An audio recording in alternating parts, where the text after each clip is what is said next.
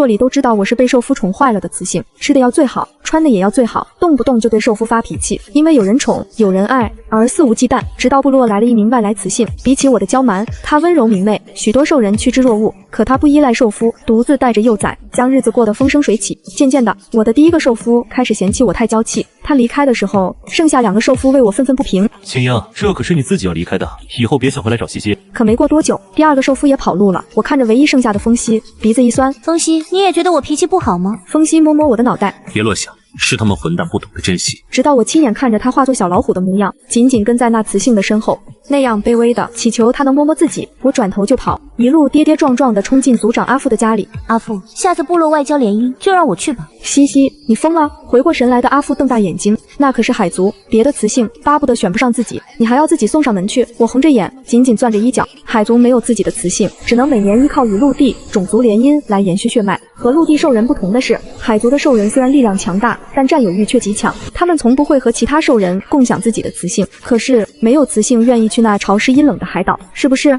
他们又做什么了？阿父的声音冷了下来，说着就要起身，却被我拦住。别去，阿父，求您别去！我慌忙扑过去拦住他，拼命地摇着头，别再为我出头了。青樱和赤狼离开时，我哭着找过阿父，那名叫阿叶的雌性越搬越远，他们却还是没回到我身边。他们那冰冷的眼神，至今仍清晰得让我发抖。木西，把你欺负人的本事收收吧。阿叶没做错什么，却差点因为你被赶出部落，离了你的族长阿父。你还有什么本事？真不敢相信，我以前喜欢的竟然是你这种恶心的雌性。那晚我抱着唯一留下的风息，哭到晕厥，可现在连他都不要我了。沉默中，阿父叹了口气，西西，你是阿父唯一的女儿，阿父舍不得你去那么远的地方，可也见不得你受委屈。3天后抽签，想好了再来找阿父，好吗？从阿父房里出来，我一眼就看见了等在外面的风息，他斜靠在门柱旁，手里捏着一朵小黄花，正低头看得入神。我认的那花是他今天摇着尾巴从阿叶手中讨来的。见到我，他收起花，眉眼弯弯。西西，我抹了把眼睛，直直地越过他往前走。西西，你去哪儿？我没回头，又走了一段，忽然发现后面没了声音。我猛地转身，发现风息停在了离我很远的地方。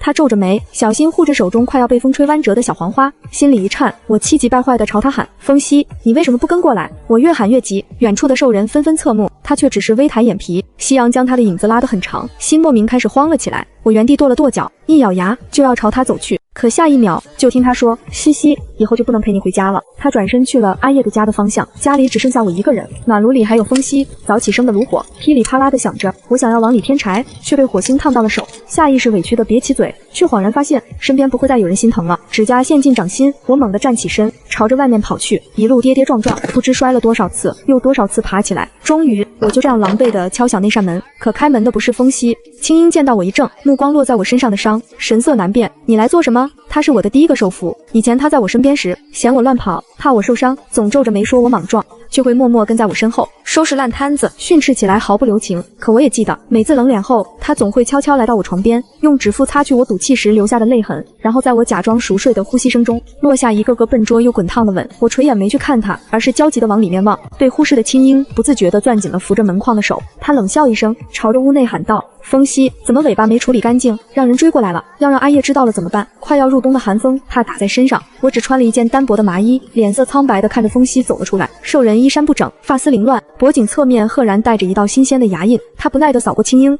最后落在我身上，眼底闪过一丝烦躁，寒意顿生。我下意识后退了一步，身上突然多了一条毛毯，抬头望去，却只能看见青樱紧绷的下汗线，而风息走到我面前，依旧是熟悉温柔的模样，几乎让我以为刚才看错了。西西，你怎么弄成这样？我咬了咬嘴唇。风息，我再也不会闹着要吃几座山外才有的小红果，不会嫌皮毛不够软，不会在你累的时候还缠着你说话，以后我就只有你一个受夫，我不要别人了，你别丢下我一个人，好不好？我越说越急，完全没注意到旁边神色顿变的青樱，而风息听着，视线却一直在我磕得血肉模糊的膝盖上打转。我不自觉的又流露出往日被宠惯的娇蛮，甚至想要去拉他的手。你答应过会一直陪着我的，风息，你不能说话不算数。我可却抓了个空。风息避开我的手，外面冷，先进来再说，好吗？屋子里很暖和，我坐在一张垫着柔软皮子的木椅，周围一切都打理得井井有条，墙壁木头的毛刺被仔细打磨过，角落堆着足够用到深冬的木柴。我想起我那间此刻冰冷的屋子，自从青樱和赤狼离开后，风息确实还在打理，可他总是心不在焉，屋顶那处漏雨的地方好像总也补不好，木柴也总是快烧完了才匆匆去劈。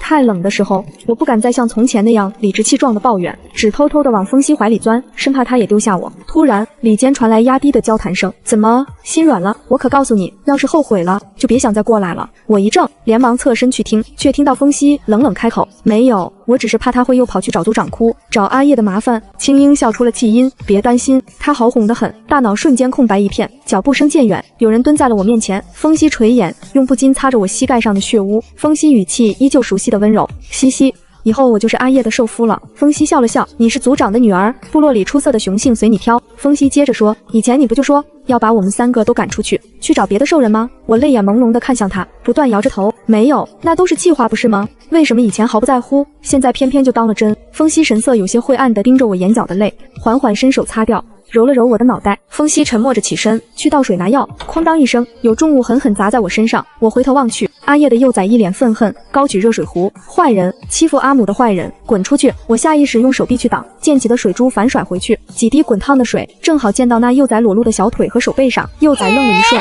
突然爆发惊天动地的哭声，木门从外面打开，一阵寒风灌入，我的脖子被人掐了起来。赤狼绿油油的兽瞳紧盯着我，气笑了。赤狼气笑，欺负阿叶不够，还跑这里来欺负幼崽了。赤狼盯着我，木西，你可真是好本事。赤狼的离开是最不体面的，因为我的哭诉，阿叶差点被赶出部落。赤狼一言不发，接下族中等同于送死的巡猎任务，用九死一生换阿叶和幼崽留下。离开那天，他看我的最后一眼，冰冷刺骨。赤狼寒声，是我蠢。赤狼接着说，这辈子最后悔的就是把你捧在手心里。我不理解，明明是他们先背叛了我，却能说出这么冠冕的话。我攥着他的手腕，力气一点点流失，生理性的泪水模糊了视线，最后抬眼望向他时，只剩下一片灰败的空洞。赤狼瞳孔一缩，赤狼，他一惊，看着快要窒息的我，连忙松了手，我重重摔在地上，艰难地弯着头，几乎快要把肺咳出来。风息赶到我跟前，刚要将我抱在怀里，就见被吵醒的阿叶推开房门，下意识将我推了更远，我被推得向后滚去，痛得发麻。而跟着出来的青樱看见，下意识迈了半步，随后不知神色地顿在了原地。赤狼看着风息挑眉，不是说过要守着西西一辈子吗？怎么连你都来了？紧接着他恍然大悟，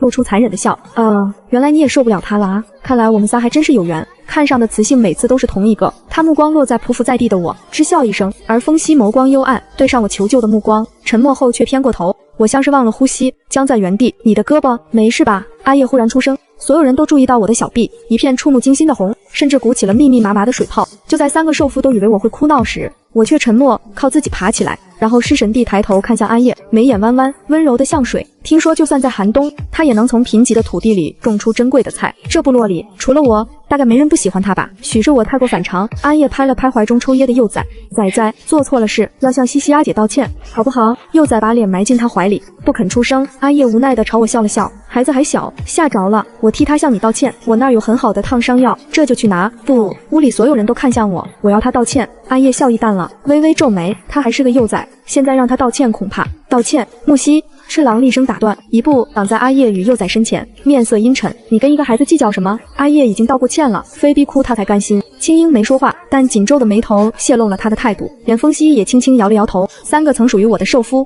此刻为了另一个雌性的幼崽，齐齐站在了我的对面。阿叶轻轻拉了拉赤狼的衣袖，他低头对幼崽柔声说了句什么，他这才扭过头，嘟囔着对不起，含糊，委屈，满是不情愿。即便如此，3个兽人的脸色依然不好看。阿叶满脸歉意，西西，孩子道歉了，烫伤耽误不得，我先帮你处理吧。他转身要去取药，我却觉得浑身发冷，冷得几乎站不稳。不用了，匆匆落下这句，我不等任何回应，替他们关上门，跌跌撞撞地闯进寒风里。想好了，我安静地点了点头，没有开口。那天夜里回来后，我将自己关在屋里整整2天。阿父嚼着干草叶，揉了揉脸，苦涩道：从这儿去南方海岸，路很远，今晚就动身吧。有什么要带的，都带上。我苦笑着摇头，没了。阿父。西西什么都不想带走。抽签前夜，那些没有受夫的雌性大都愁到睡不着觉，生怕自己被送去和海族联姻。而我从阿父那回去的消息不胫而走，我伸手接过阿父递来的厚兽皮，阿父手被青筋抱起，他死死攥着兽皮，一脚不肯松开。门外传来一阵急促且沉重的脚步声，木门被人从外面粗暴撞开，撞在墙上发出巨响。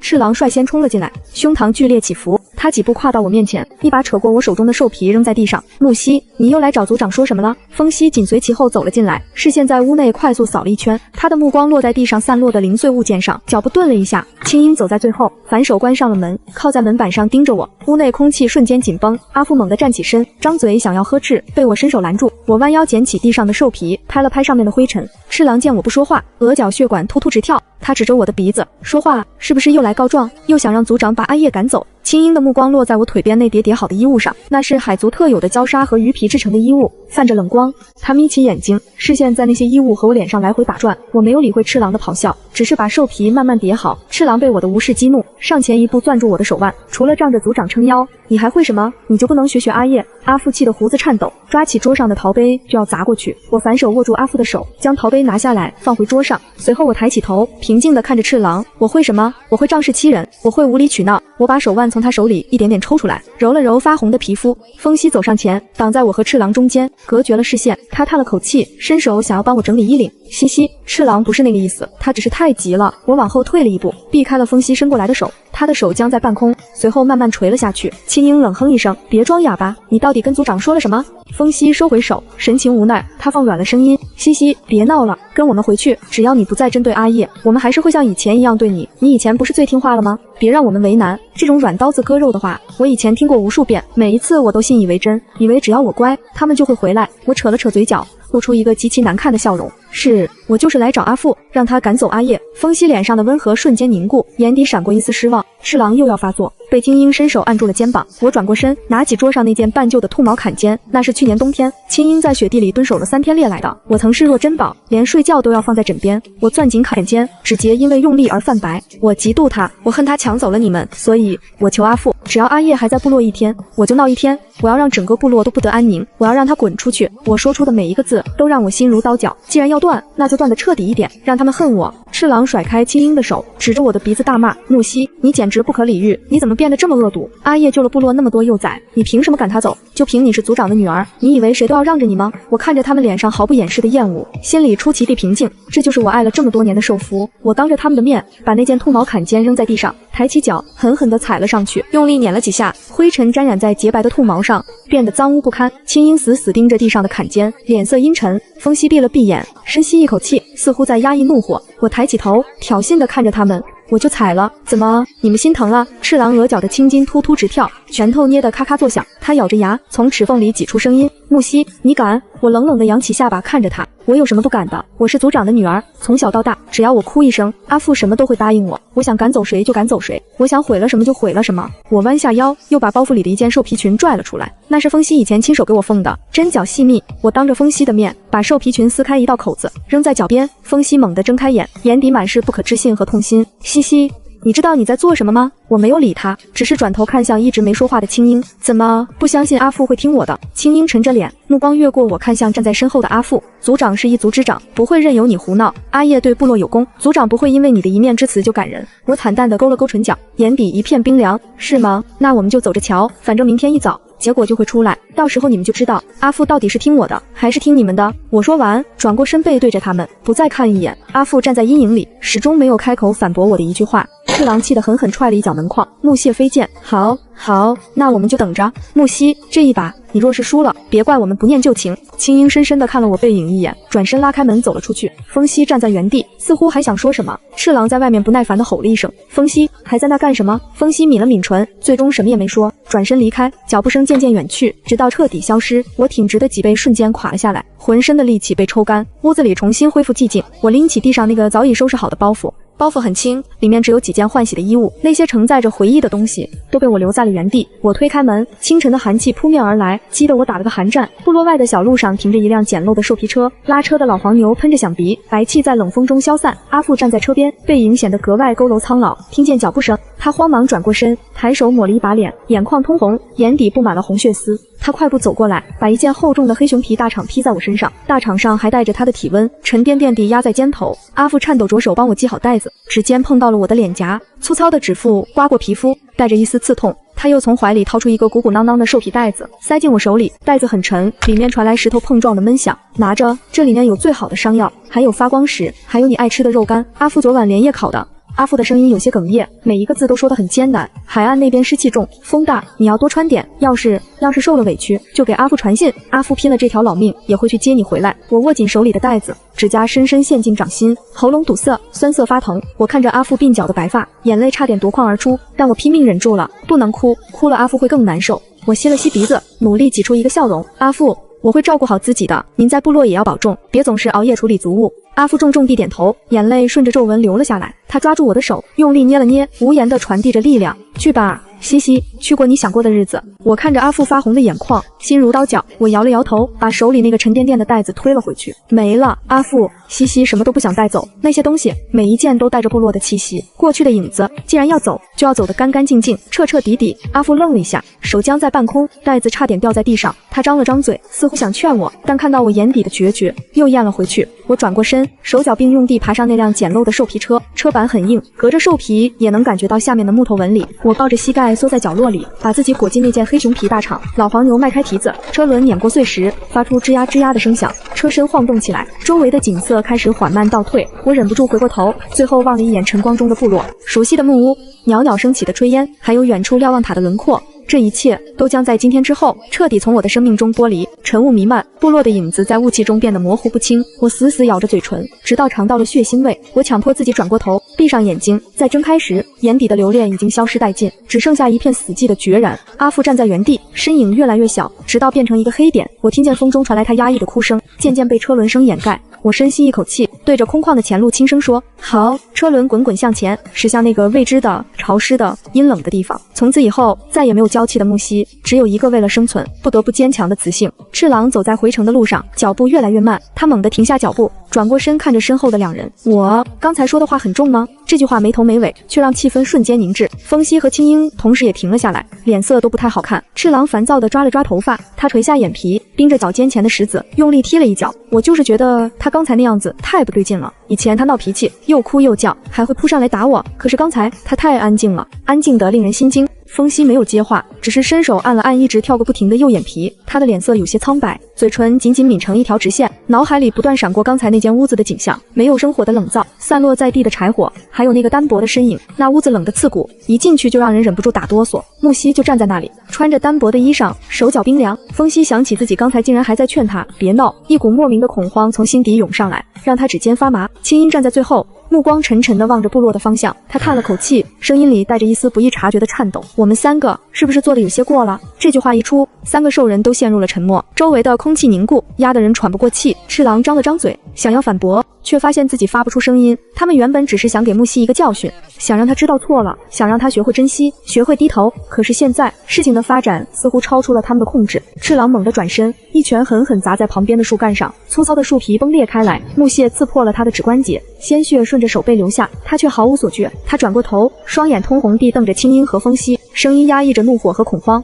都怪你们，都是你们出的馊主意，说什么要让西西更懂得珍惜，能自力更生，非要整这么一出戏，还让我来扮这个最黑的脸。赤狼越说越激动，胸膛剧烈起伏，怒不可遏。他伸出双手，看着掌心里残留的红痕，那是那天掐住木西脖子时留下的痕迹。当时木西绝望的眼神深深烙印在他心上，他的声音开始颤抖，带着一丝哭腔。他以后要是真记恨我了怎么办？他刚才看我的眼神一点温度都没有，就像在看一个陌生人。这句话让三个兽人如坠冰窟，原本坚定的信念在这一刻彻底崩塌。青樱的脸色瞬间变得煞白，嘴唇哆嗦了一下。风息靠在树干上，身体慢慢滑落，眼神空洞。他们原本的自信开始出现裂痕，后悔的情绪在他们心中疯长。如果木西真的不原谅他们了，如果这场戏演砸了，那他们该怎么办？赤狼猛地抬起头，眼神中闪过一丝决绝。他一把推开挡在面前的青樱，就要往回冲。不行，明天所有没收服的雌性都要去抽签，万一抽中西西怎么办？我得回去找他，我要去跟族长说，我不演了，我要把西西接回来。风息眼疾手快，一把拦住了赤狼的腰。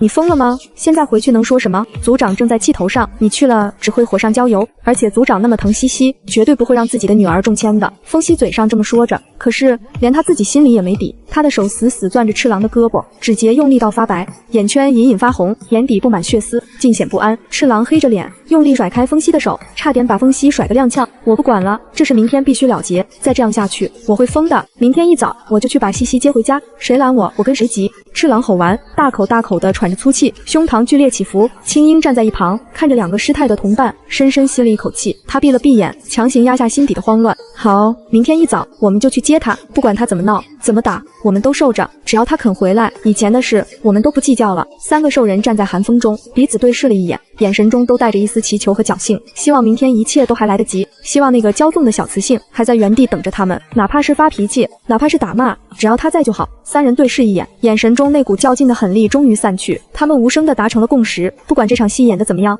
不管有没有达到预期的效果，明天一早必须去把木西接回来，哪怕是被他打一顿也好。赤狼烦躁地抓了抓头发，转身就要往阿叶的住处走。青音突然叫住了他，语气里带着一丝不易察觉的复杂，说起来，赤狼，你好久没回来，今晚该你去陪阿叶试新药了。赤狼的脚步猛地顿住，脊背瞬间僵直，他转过身，脸色难看极了。一定要今晚吗？我没心情，能不能改天？青音摇了摇头，神色冷淡地打破了他的幻想。不行，这是我们当初答应阿叶的条件，不能反悔。而且阿叶的新药到了关键时候，缺了这次试药，前功尽弃。赤狼咬着牙，腮帮子鼓起一块硬肉，从鼻孔里喷出一股粗气。他不情不愿地哼了一声，一脚踢飞脚边的石子。知道了，我去还不行吗？真他妈的倒霉！其实整个部落的人都被骗了，都被这场拙劣的戏码蒙在鼓里。他们三个名义上是抛弃了木西，成了阿叶的新受夫，实则不过是和阿叶达成了一场互利互惠的交易。他们需要阿叶配合演戏，来刺激那个被宠坏的木西，而阿叶需要强壮的兽人来试药，来验证他那些大胆的医术。这是一场各取所需的合作，唯独苦了那个被蒙在鼓里的傻姑娘。赤狼想起木西那双绝望的眼睛，心里针扎般疼痛。他烦躁地扯了扯领口，大步流星地朝阿叶家走去，心里却在疯狂祈祷，明天快点到来，这场闹剧快点结束。只要过了今晚，他就能把那个娇气包接回来，到时候他一定好好哄他，任打任骂，绝不还手。阿叶并不是部落里传言的那样，是个只会依靠雄性的柔弱雌性，相反，这个外来雌性掌握着远比部落族人想象中更多的知识。他不仅精通农耕，改良了部落的种植技术，让粮食翻倍，更通晓医理。那一手出神入化的医术救活了不少族人。他甚至一直在钻研一种能快速退热的神奇药草。在这片蛮荒的大陆，一场突如其来的发热足以夺走幼崽的生命，那是比凶猛的野兽更令人恐惧的死亡阴影，让人谈之色变。阿叶为了研制这种药，几乎到了废寝忘食的地步。可是新药的研发充满了风险，需要体质强悍的兽人来试药，普通的兽人根本不敢尝试，生怕吃坏了身体。为了获取稳定的试药者，阿叶接受了三个兽人的荒唐请求，他答应配合他们演这场戏，假装抢走了木西的受夫，条件是他们三个必须轮流充当他的试药者，随叫随到。赤狼推开阿叶的房门，一股浓郁苦涩的药味扑面而来。阿叶正坐在火堆旁熬药，手里拿着一把干枯的草药。听到动静，他抬起头，脸上没有半点面对情人的欣喜。他指了指桌上那碗黑乎乎的药汁，神色平静。来了，趁热喝吧，这次加大了剂量，可能会有点疼。赤狼看着那碗药，喉结上下滚动了一下，胃里一阵翻腾，但他还是走过去，端起碗，仰头一口气灌了下去。苦涩的药汁顺着喉咙滑进胃里，灼烧感强烈。他放下碗，抹了一把嘴角的药渍，脸色有些发白。喝完了，明天我就不来了，我们要去把西西接回来。阿叶的手顿了一下，放下手中的草药，抬头看着他，他的眼神里没有意外，只有一丝早就预料到的了然。就在三人自以为计划周详，以为一切尽在掌握时，阿叶却沉默了，他的目光洞察一切。阿叶站起身，走到赤狼面前，目光中带着一丝悲悯。他看着眼前这个兽人，叹了口气：赤狼，你们想让他学会站起来，更加珍惜你们，这没错。你们想让他改掉娇气，学会独立生存，初衷也是好的。赤狼皱起眉头，不耐烦地打断了他的话：你到底想说什么？别拐弯抹角的。阿叶摇了摇头，声音很轻，可对他来说，这可能只是最信任的人，联手把他推下了悬崖。你们只想着教育他，却忘了他能不能承受这样的打击。那种被全世界抛弃的感觉，足以摧毁一个人。赤狼心里咯噔一下，一股莫名的烦躁涌上心头。他挥了挥手，驱散心头的不安。行了，别危言耸听，西西没那么脆弱，他就是被宠坏了，吓唬吓唬就好了，明天一哄就回来。阿叶看着他顽固不化的模样，嘴角勾起一抹苦笑。我倒不在乎陪你们演这出戏，反正我得到了我想要的。但你们真的想清楚了吗？有些伤害一旦造成，就再也无法弥补；人心一旦凉透，就再也捂不热了。只是那时的赤狼满脑子都是明天接回木西的画面，根本没人真的把阿叶的警告听进去，只当他是多管闲事。赤狼转身拉开门，大步走进了夜色中。他不知道的是，这是他最后一次拥有挽回的机会，也是他这辈子做过的最愚蠢、最令他悔恨的决定。结果显而易见，命运早已在暗中标好了代价，一切都朝着最糟糕、最无法挽回的方向狂奔而去。而他们三个还在做着明天破镜重圆的美梦。抽签当天，天没完全亮透，空气中弥漫湿冷的雾气。赤狼一夜没睡好，早早爬起来往木西家赶。他他远远就看见木西家门口蹲着一个黑乎乎的身影，心里猛地一跳，难道是哪个不长眼的雄性来骚扰西西？他加快脚步冲过去，走近了才发现那是风息。风息正抱着膝盖坐在门前的石阶上，整个人缩成一团，他的头发和肩头上都落了一层薄薄的白霜。听见脚步声，风息才缓缓抬起头，动作僵硬，他的脸色苍白，眼底泛着骇人的血丝，嘴唇冻得发紫，睫毛上还挂着细小的冰晶。青樱也从后面跟了上来，看到这一幕，眉头紧紧皱起。他走上前，伸手拍了拍风息的肩膀，触手一片冰凉。风息，你疯了？这么冷的天，在外面坐一夜，你就不怕把身体冻坏了？到时候谁来照顾西西？风息动了动僵硬的脖子，骨节发出咔咔的脆响。他张了张嘴，声音沙哑：我不冷。他的身体在不受控制的微微颤抖，可是比起身体上的寒冷，他心里的恐惧更让他无法安宁。昨晚他翻来覆去睡不着，脑子里全是木西那张绝望的脸。他忍不住跑过来，却又不敢敲门，只能守在这里，仿佛只要守在这里，就能守住那个即将破碎的梦。赤狼看着他这副狼狈的样子，心里的火又窜了上来。你在这儿装什么可怜？早干嘛去了？赤狼指着风息的鼻子，声音不自觉地拔高了几分。你在这儿守了一夜，就为了让他出门第一眼看见你？你是不是想让他觉得只有你才是真心对他的？面对赤狼的质问，风息没有说话，只是垂下了眼帘。他用下巴指了指旁边的空地，动作有些迟缓。赤狼和青樱顺着他的视线看过去，顿时愣住了。只见那原本空荡荡的屋檐下堆满了整整齐齐的木柴，那些木柴被劈得大小均匀，码放得整整齐齐，木柴堆得高，足够烧上一整个冬天。青樱走过去，拿起一根木柴看了看，切口还是新的。他转过头，看着风息那双布满血丝的眼睛：你半夜不睡觉，跑到这儿来劈柴，你这手是不想要了吗？这么冷的天劈这么多柴。风息把脸埋进膝盖里，声音闷闷地传出来：睡不着。他只要一闭上眼，就能看见木西在冷风中瑟瑟发抖，就能想起那间屋子里冰冷的炉灶和空荡的柴房。那种愧疚感啃噬着他的心脏，让他无法呼吸，只有不停地劈柴，不停地干活，才能稍微缓解一点。赤狼看着那一堆木柴，心里的火气突然就泄了。他一屁股坐在旁边的石头上，双手抱住了脑袋。妈的，我们到底在干什么？明明是想让他好，怎么搞成现在这个样子？三个兽人陷入沉默，只有寒风呼啸而过，太阳慢慢升起，金色的光芒洒在门前。因为那扇紧闭的房门始终没有打开的迹象。赤狼看着风息，猛地站起身，一脚踢在旁边的石阶上。感情就你最会做好人，瞒着我们偷偷来献殷勤。我们说好了要一起冷着他，你倒好，半夜跑来劈柴，你是不是想显得我们两个特别无情？就你是个好东西。风息抬起头，眼神平静，他低声说：我没进去，声音轻，带着一种不容置疑的坚定。我只是劈了点柴，我没敲门，没见他，也没跟他说话。风息低下头，看着自己那双因为劈柴而磨破皮的手，掌心里渗出的血丝已经干涸，变成了暗红色。风息只是觉得昨天的我看起来冻了很久，那屋子太冷了，他从小就怕冷，怎么受得了？我怕他还没学会珍惜，就先被冻坏了。回忆在嘴里蔓延开来，如果那天走的时候能多劈点柴再走就好了，如果那天能把炉火生得再旺一点就好了，如果，可惜世上没有那么多如果。赤狼听着他的话，心里的酸涩蔓延，他张了张嘴想要反驳，却发现自己无话可说。青樱看着两个兄弟这副模样，长长的叹了口气，他走上前，伸手把风息从地上拉了起来。行了，别说了，都过去了，既然大家都后悔了，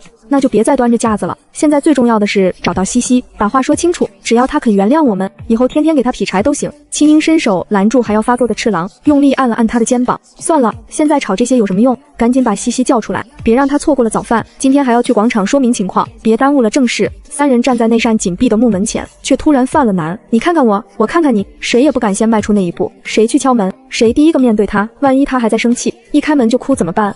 万一他拿着东西砸出来，让他们滚怎么办？赤狼烦躁地推开他们，深吸一口气，挺起了胸膛，磨磨唧唧的像什么样子？我来就我来，我就不信了，他还能把我吃了不成？他的手伸出去时，却在微微颤抖。赤狼咽了口唾沫，抬手在门板上轻轻敲了敲。西西，醒了吗？声音温柔，带着一丝小心翼翼的讨好。太阳都晒屁股了，快起来，我们来接你了。今天带你去吃你最爱吃的烤肉，好不好？然而回应他的只有寂静，门内没有任何动静，连呼吸声都听不到。赤狼脸上的笑容僵住了，他又用力敲了两下。西西，别闹脾气了，开开门，你要是生气就打我两下，别不理人啊。依旧没有回应。风吹过门缝，发出呜呜的声响，一种不祥的预感慢慢爬上三人的心头。青樱的脸色变了，风息的身体开始颤抖，几人对视一眼，眼底都闪过一丝惊恐，不再犹豫。赤狼猛地用力，一把推开了那扇虚掩的门，木门发出刺耳的吱呀声，重重地撞在墙上。屋内空荡荡的，冷寂的气息扑面而来，没有炉火，没有身影，只有满室的清冷。屋子里乱糟糟一片，恍惚还是昨晚离开时的模样。被踢翻的凳子，散落在地的衣物，还有那死寂的空气。最醒目的是那条孤零零躺在地上的兔毛坎肩，上面布满了灰尘和脚印，仿佛被主人随意丢弃。那是木西最宝贝的东西，如今却像破布一样躺在那里。火炉是冷的，伸手一摸，连一丝余温都没有。水缸是满的，水面倒映着3人惨白的脸，什么都没少，家具摆设都在原位，好像又什么都没了。那个赋予这间屋子灵魂的人不见了。风息的目光落在木桌上，那里放着一个竹编的果篮，篮子里装着几个已经生了虫的小红果，表皮干瘪，避开虫蛀的洞眼，能看见果子上留着小小的齿印，那是木西咬过的痕迹，每一口都咬得很浅。他的心脏猛地一揪，快步走上前，一把掀翻了果篮，红果滚落一地，难闻的腐臭味瞬间弥漫开来。最刺眼的是，每个果子都被啃过2口，又被放下，吃的人很为难，难以下咽，但为了生存又不得不吃。青音看着这一幕，双眼瞬间变得通红，额角青筋暴起，他猛地转过身，一把揪住风息的领口，把他提了起来。从进门前我就想问了，柴房是空的，食物筐是空的，你就这么走了，把他一个人丢在这冷屋子里，啃这些烂果子，这就是你说的照顾，这就是你说的爱他。风息被青音死死揪住衣领，双脚几乎离地，呼吸变得困难，他没有挣扎，眼神空洞地盯着地上的兔毛坎肩，坎肩上沾满了灰尘，那是青音曾经亲手猎杀兔子为木西缝制的。木西曾经那么爱惜它，现在却像垃圾一样被丢弃在地面。屋子里的空气冷得像刀子，每一口呼吸都刮得肺部生疼。火炉里的木炭早已熄灭，只剩下一堆冷冰冰的灰色余烬。水缸里的水倒映着3人颓败的脸庞，水面平静，这说明木西在离开前还把水缸打满了水。他是在用这种方式告诉他们，他不需要他们的照顾了，什么都没少。石床上的兽皮叠得整整齐齐，又好像什么都没了。空气中属于木西的甜香味已经散尽。风息的目光缓缓移动，最后落在木桌上那个破旧的竹篮里，篮子里躺着几个干瘪发黑的小红果，果皮上爬着虫子。他想起木西以前最爱吃这种果子，总是缠着他去摘最新鲜的。他当时是怎么说的？他说他很忙，让他别整天只想着吃。他看着那些烂果子，心脏被一只无形的大手狠狠攥住，这种窒息感让他眼前发黑，双腿控制不住地微微打颤。他颤抖着伸出手，想要触碰那些被遗弃的果实，却在指尖即将触碰到的一刻，猛地缩了回来。他不敢碰，他怕那些腐烂的气息会击碎他最后的幻想。风息避开那些蠕动的虫子，视线死死锁在果子边缘的缺口上，在腐烂的果肉边缘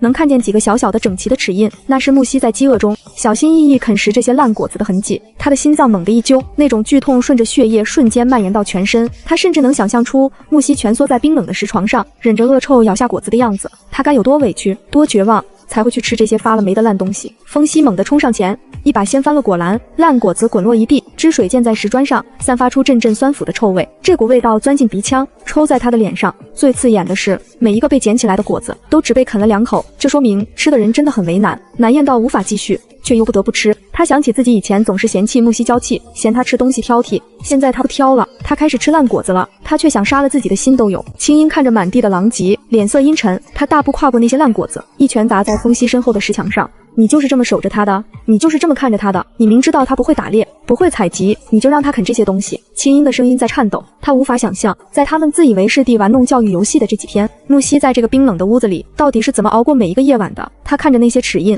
只觉得那每一口都像是咬在他的心尖上。青音的声音在狭小的屋子里回荡，他指着空荡荡的食物筐，手指颤抖的几乎握不住拳头，把他一个人丢在这屋子里，让他啃这些烂果子。风息，你那天走的时候是怎么跟我保证的？你说你会看着他，你说你不会让他受委屈。风息颤抖着嘴唇，半天说不出一句完整的话来。他脸色苍白，身体靠在石墙上，像是一根枯萎的木头。他以为木西就算没有食物，就算没有木柴，也总会去找阿父。他以为她是族长的女儿，在这个部落里没人敢真的饿着她。他甚至还想过，等他受不了苦去找族长告状的时候，他再顺势出来给他一点甜头，让他从此对他死心塌地。可他没想到，木西竟然硬生生在这里啃了3天的烂果子。他宁愿吃虫蛀的腐肉，也不愿意再向他们低一次头。青音闭了闭眼，眼角流出一行苦涩的液体。早知道会是这样，还不如我留下来做最后一个。我当初为什么要听你们的？为什么要陪你们演这出戏？青音猛地发力，将风息灌倒在冷硬的地面上。风息撞在石砖上，发出响声，但他连哼都没哼一声。他蜷缩在地板上，任由那些烂果子的汁水沾染在他的衣袍上。这种身体上的疼痛，比起心里的悔恨，根本不值一提。他看着空荡荡的屋顶，那里还有一个没补好的大洞，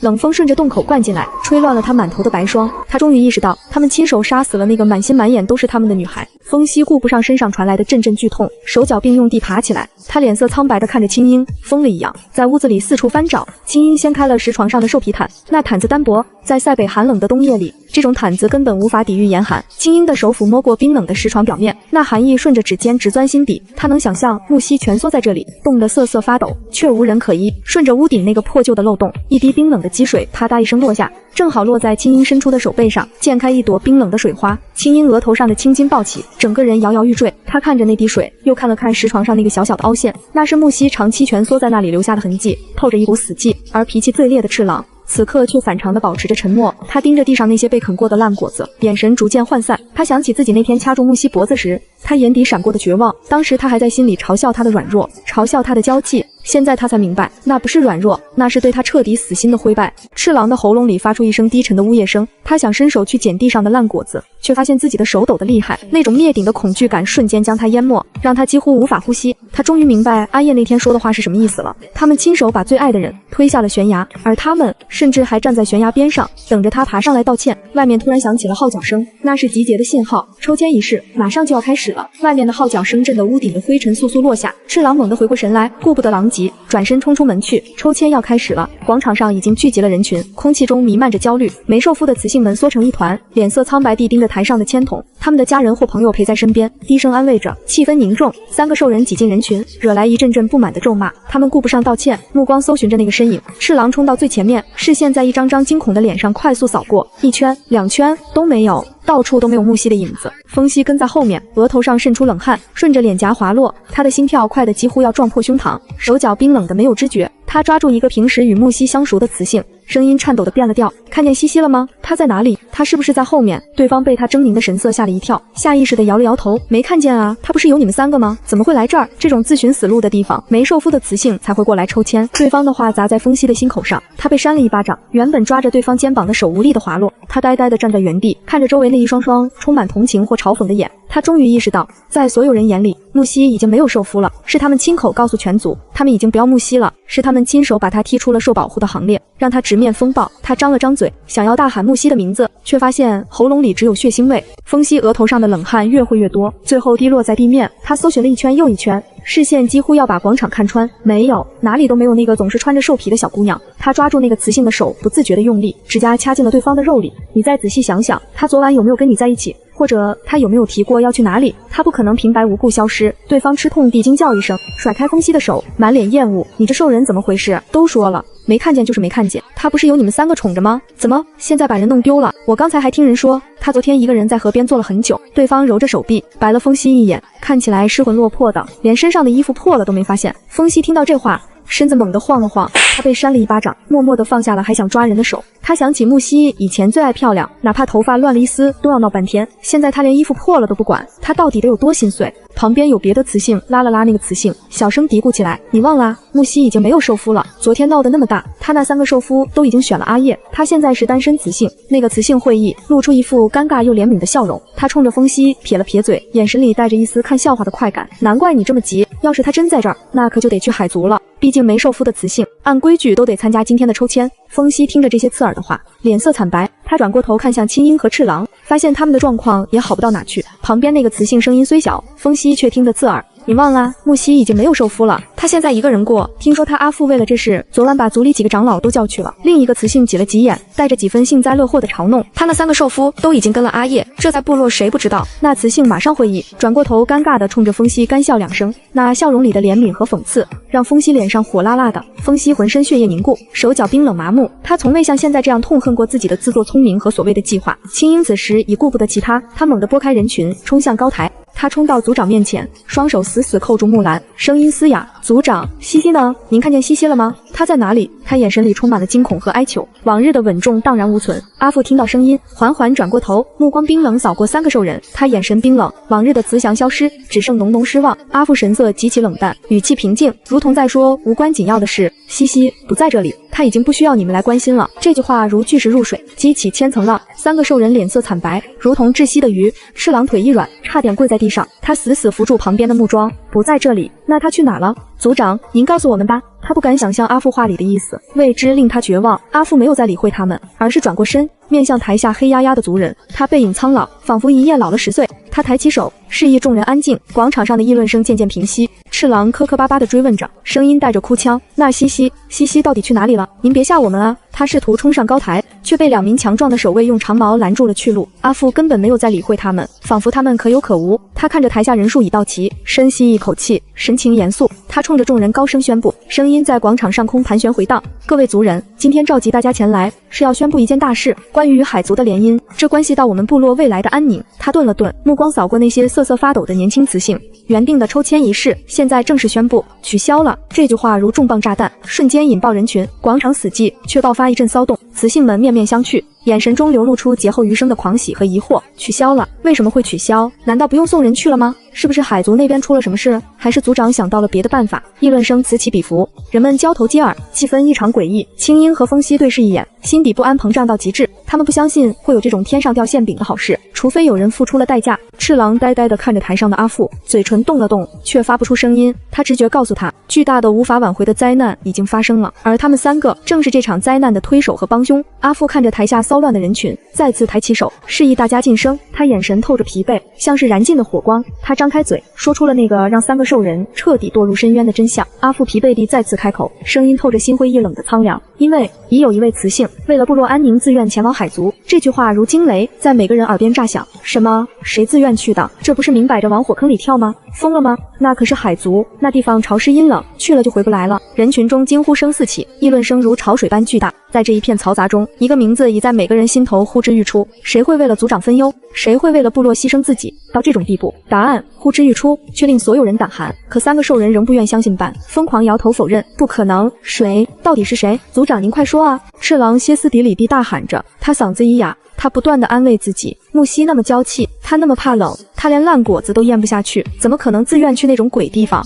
阿父的目光缓缓移动，最后落在失魂落魄的三人身上，那眼神里充满了失望和厌恶。他冷哼一声，一字一顿宣告事实：是我的女儿木西，她已经跟着海族的接引船走了。这句话如重锤砸在三个兽人天灵盖上，青音天旋地转，耳边嗡鸣，再也听不见声音。风息双腿一软，整个人瘫倒在地上，眼神彻底失去了焦距。赤狼则是呆立在原地，如同风化千年的石像。他们最怕的事情终于还是发生了，而且是以最惨烈的方式。他们亲手把他推向了深渊，而他真的跳下去了。青音最先从巨大冲击中反应过来，他发出一声嘶吼，他猛地转身，带起一阵狂风，不要命地往部落大门外冲去。赤狼和风息紧随其后，三人如闪电划过广场，他们冲过部落沉重的栅栏，冲上那条通往外界的崎岖小路。那是通往海边唯一的路，也是木西离开的方向。寒风如巴掌刮在脸上，抽得生疼。那是大自然对他们的嘲弄，是自作聪明的惩罚。风息跑得最快，他几乎要在奔跑中化为兽形。他四肢在地面疯狂蹬踏，带起一片片泥土和草屑，可没跑出几里地，他身体就剧烈摇晃起来，变回了人形。他连滚带爬摔在泥地，脸上沾满污泥。他尝试着站起来，可双腿发软，根本使不上劲。他只能用手撑着膝盖，大口大口地喘着粗气，喉咙里满是血腥，眼泪夺眶而出，砸进泥土。他想起木西以前最爱干净，现在他却把自己搞得这么脏。可是那个会一边嫌弃一边帮他擦脸的女孩已不在了。青音停在他身边，望着前方蜿蜒消失在山林尽头的小路，路空荡荡的，只有落叶在风中打旋。他双手剧烈颤抖，眼神透着绝望。来不及了，已经1夜了，接引船早就出海了，我们追不上了，他已经走了，真的走了。青音声音轻得像一阵烟，却重重地压在每个人心头。赤狼猛地一拳砸在身旁的树干上，树皮崩裂，鲜血淋漓。他像个孩子一样放声大哭，声音在空旷的山林里回荡。为什么？他为什么要这么对自己？我们只是想让他听话一点啊！风息跪在满是泥泞的地上，双手死死抠进湿润的土里，指甲断裂，泥土混血嵌进指缝，他却无知无觉。他大口大口地喘着粗气，胸腔如拉着破旧风箱，每一次呼吸都带着腥甜的味道，那是肺部过度使用的抗议。眼泪砸下，混进泥水。他抬起头，视线模糊，望着蜿蜒小路，路的尽头是茫茫的林海，再往远就是那片吞噬一切的大海。那里没有木西的身影，连他一丝气息都被风吹散了。金英站在他身边，身体僵硬，如同风化千年的石头。他目光空洞地望着前方，双手在身侧剧烈地颤抖着，颤抖顺着手臂传到指尖，空气都在震颤。来不及了，已经1夜了。青音声音破碎，突力如砂纸打磨。接引船从来不等人，这个时候船早就已经出海了，我们追不上了，就算跑断了腿，也追不上那艘船了。赤狼听着判决般的话语，喉咙里发出一声嘶吼，他猛地转身，举起鲜血淋漓的拳头，狠狠砸向旁边的树干，砰一声巨响，粗糙树皮崩裂四溅，木屑飞舞，他手背血肉模糊，鲜血顺着树干流下，他感觉不到痛，发疯般一拳接一拳的砸着。为什么会变成这样？他那么娇气，那么怕疼，他怎么敢一个人去海族？他连走路稍微远一点都要喊累，都要让我们背着。他怎么可能受得了海上的风浪，受得了那里的孤寂？赤狼一边砸一边吼，声音里满是绝望和无法置信。他不信木西会如此决绝，他不信木西会走得这么干脆。树干留下一个个血印，是他悔恨的烙印。风息看着赤狼发疯，却连阻止的力气都没有。他瘫软在地上，任由悔恨如潮水将他淹没。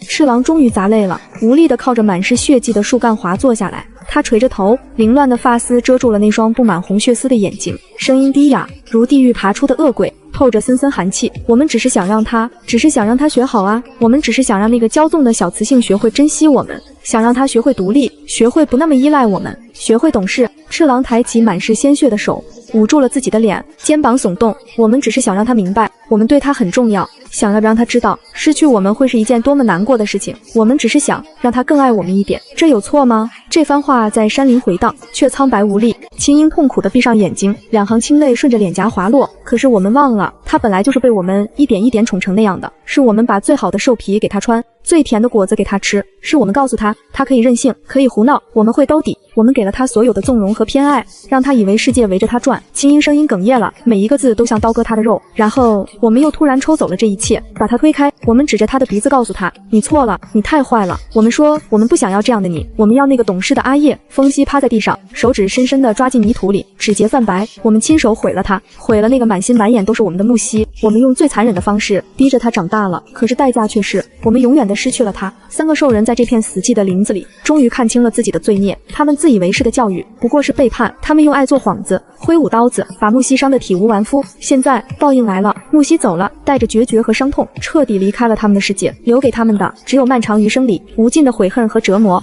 3年后，海族边界的一处礁石滩上，阳光洒在海面，波光粼粼，海风带着咸湿。我蹲在岸边，手里拿着一个用鱼鳔制成的水袋，水袋口倾斜，淡水哗啦啦流出，浇在一条小小的泛着银蓝色光泽的鱼尾上。那条鱼尾只有巴掌大，因为长时间离开，海水有些发红。小家伙趴在礁石上，甩了甩尾巴。你们父子俩偏偏要跟过来，这一路上都停了多少次了？我无奈地叹了口气，伸手戳了戳他肉嘟嘟的小脸蛋。早就说了，陆地不适合你们，非要闹着跟我回部落。小人鱼吐出一个水泡，在阳光下炸开。他翻身蹭过来，小手抱住我小腿。阿姆，不想离开阿姆，尾巴疼。软糯声音带着委屈，听得我心都化了。我弯下腰，轻轻揉了揉他银发。离开部落这3年，我变了很多。曾经爱哭的木西不见了，取而代之的是一个初为人母的雌性。海族生活并不轻松，那些风浪磨平了我尖锐的棱角，让我学会了爱、包容、生存。我看着眼前这个撒娇的小家伙，眼底宠溺，这是我与水绿生命的延续，也是我在陌生海岛最温暖的慰藉。好了好了，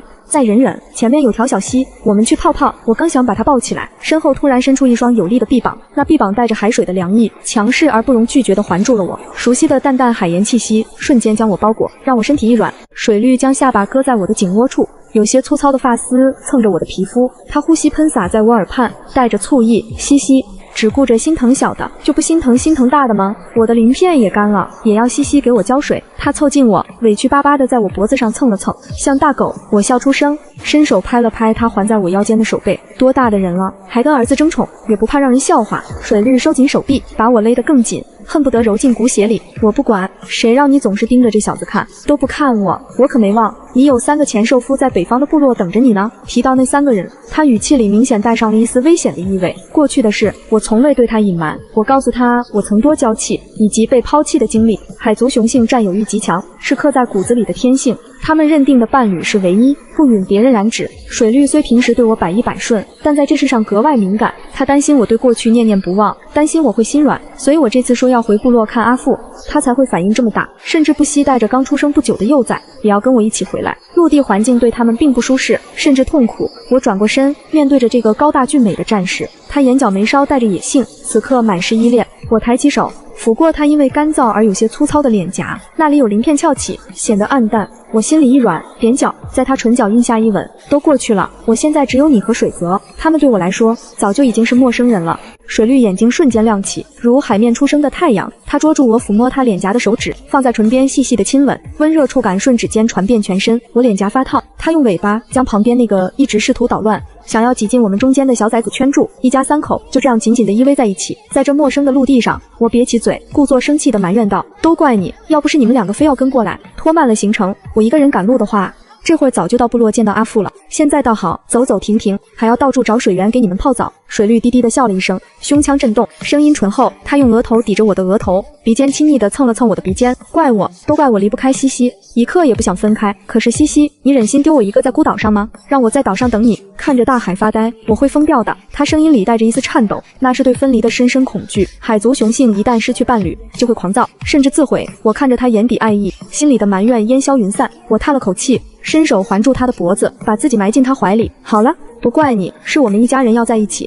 旁边的小水则好奇地伸出小手，抓着阿父垂下的长发，他用力拽了拽那微卷的深蓝色发丝，咿咿呀呀地叫着，似乎在抗议。阿父阿母只顾着亲热，忽略了他的存在。马车在不远处摇晃，吱呀作响。透过稀疏树林，已能隐约看到部落轮廓。这是生我养我的地方，也是我曾伤心离开的地方。如今再回来，心境已是天翻地覆，恍如隔世。因为水绿和水泽是海族，长时间离开，水会虚弱，我不能直接带着他们大摇大摆地走进部落，那样会引起骚动，让他们身体不适。我在部落不远处一片密林里找到一条溪，溪水流动，周围灌木茂密，隐蔽性很好。我把马车停在隐蔽处，扶着水绿和小水泽下了车。父子俩一看到水，眼睛都直了，滑进溪水里，溪水浸润着他们鳞片，让他们发出叹息。小水则拍打着尾巴，溅起水花。水绿靠在岸边石头上，半身浸在水里，神色慵懒。他解开束发的带子，深蓝色的长发在水中散开，如海藻般。那双眼眸一直追随我身影，片刻不离。你们先在这里泡一会儿，恢复一下体力。我去部落看看阿父，跟他说一声，晚点带你们过去。我蹲在岸边，帮水绿理了理贴在脸颊上的湿发。水绿拉住我的手，有些不放心地叮嘱道：“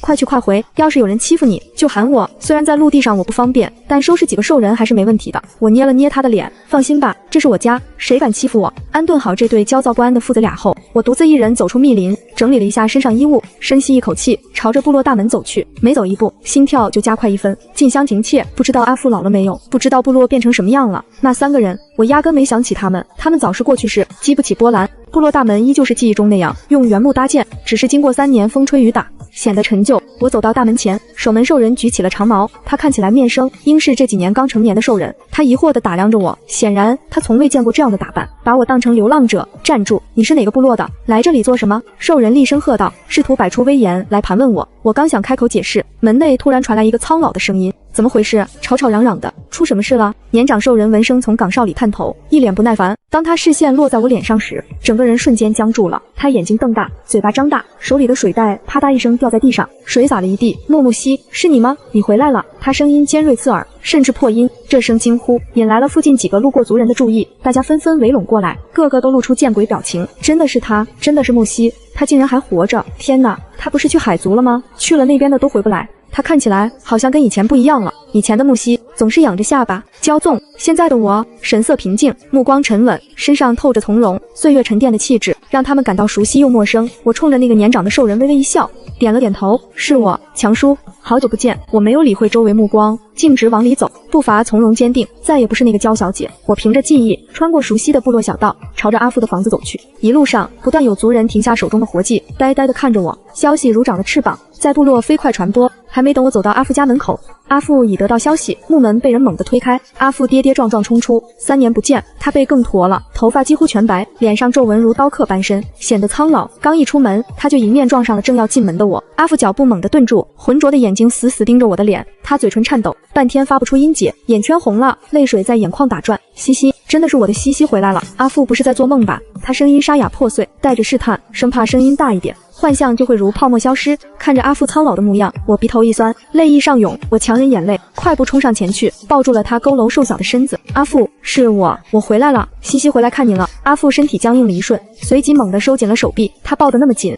勒得我骨头都有些发疼，但他舍不得松开，如抱着失而复得的珍宝。滚烫眼泪落在颈窝，烫得我心间发颤。过了好一会儿，阿父的情绪才稍微平复了一些，他松开手，捧着我的脸，粗糙大手一遍遍摩挲。瘦了，黑了，海族那边他们对你好不好？有没有受委屈？要是过得不好，咱们就不回去了。我握住阿父颤抖的手，把他往屋子里带。屋里陈设和3年前一模一样，桌椅位置没变，显得冷清，透着孤寂。我扶着阿父坐下，蹲在他膝前，仰头看着他。阿父，您放心，我过得很好，真的很好。我有了伴侣，他叫水绿，是海族最勇猛的战士。他对我百依百顺，从不让我受一点委屈。说到这里，我脸上不自觉地露出一抹温柔的笑意。我们还有了一个孩子，是个可爱的小人鱼，叫水泽。阿父原本有些担忧的眼睛瞬间亮了起来，那种光芒驱散了他眼底的苍老和疲惫。幼崽，我有外孙了，在哪儿？快带来给阿父看看。他激动地想要站起来，手足无措地搓着手，怎么没带进来？是不是怕生？阿父，这里有肉干。我连忙按住他，解释道，他们在部落外面呢，没让他们跟进来。水绿他们离开水长时间会不舒服，我把他们安顿在小溪边了，等晚点凉快了再带过来。阿父点头，脸上笑开了花。好，只要好就好。海族离不开水，是得注意点，别苦了孩子。我环顾屋内，看着那些摆设，心里酸涩。阿父这3年肯定过得很孤单。